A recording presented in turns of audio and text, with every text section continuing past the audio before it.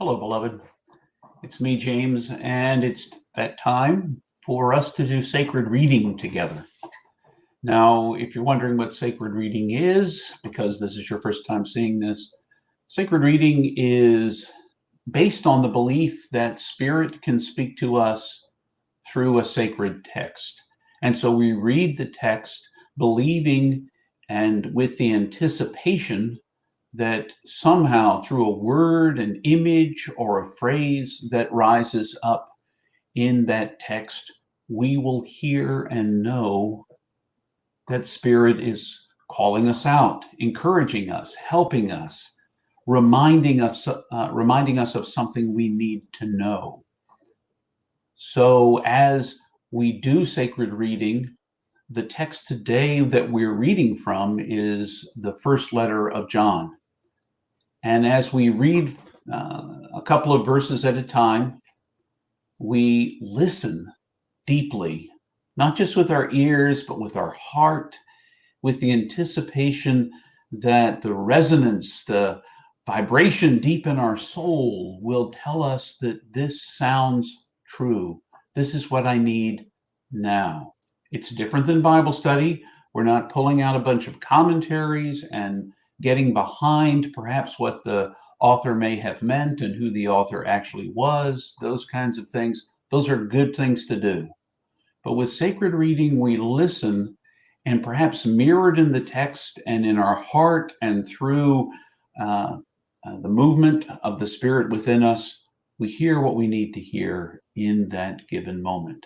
Now, if you're doing this on your own, which I encourage you to do, read it aloud. Read it aloud to yourself, and read it aloud to yourself once, twice, 3 times, each time pausing between to listen for what it may say. When we do this together, in order to keep it within a shorter time frame, I just read it aloud once.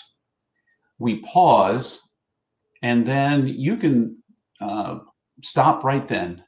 Go and determine what it might be saying to you.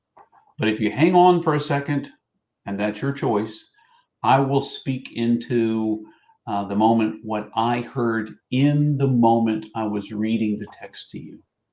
So listen, if you will, to the sacred text. It's a wonderful practice, but we do it weekly here in this spot. You can do it every day or more than once a day if you wish, listening for what Spirit may speak to you.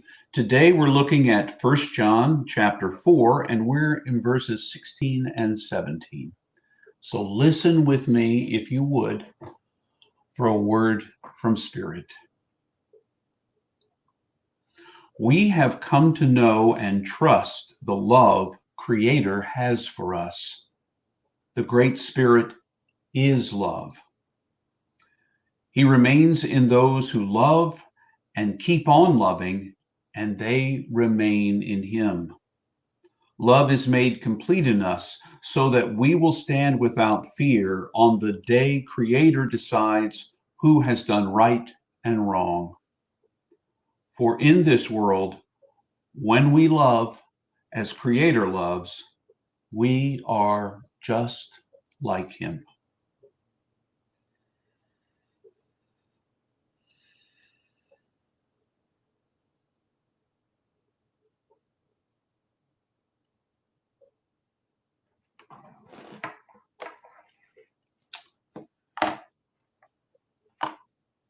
If you've been following along in the readings from this first letter of John, you know that we keep coming back to the same theme: love. Over and over again, love. And it's about knowing God. But today there's a little flavor that I appreciate. There is a statement that I think is very important to hear, and that is that God is love. Not God has love, but God is love. So that when I love truly and deeply, in whatever form that love takes, when it reflects the love of God, then I truly do know God, because I'm knowing God in the loving. So often, I guess I think of knowing, perhaps we all do, we think of knowing as something we do with our head, with our mind, knowing something. Perhaps, though, there's only so much we can know about God with our heads. And perhaps the only true and deepest knowing of God is when we love. Because when we love, we are just like God.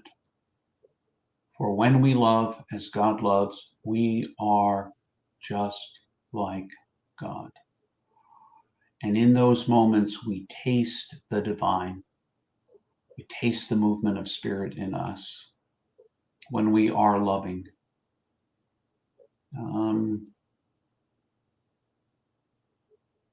I think it would do well for me to remember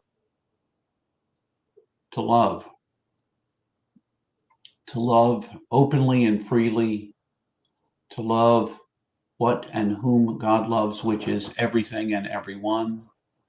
And when I do, to be reminded what a gift it is to love, because in doing so, perhaps I come the closest to God I ever am. And God is already closer than my breath.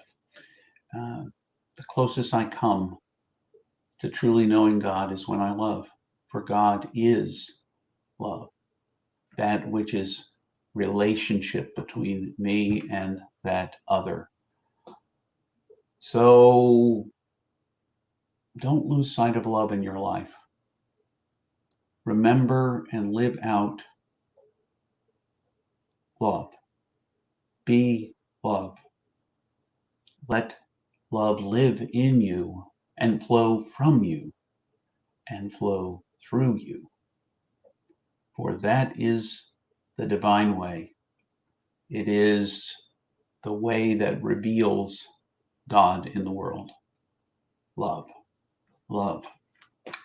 Well, my friends, until the next time I am back with the sacred reading, I wish you all the very best. Remember, you are infinitely precious and unconditionally loved for the gift you already are.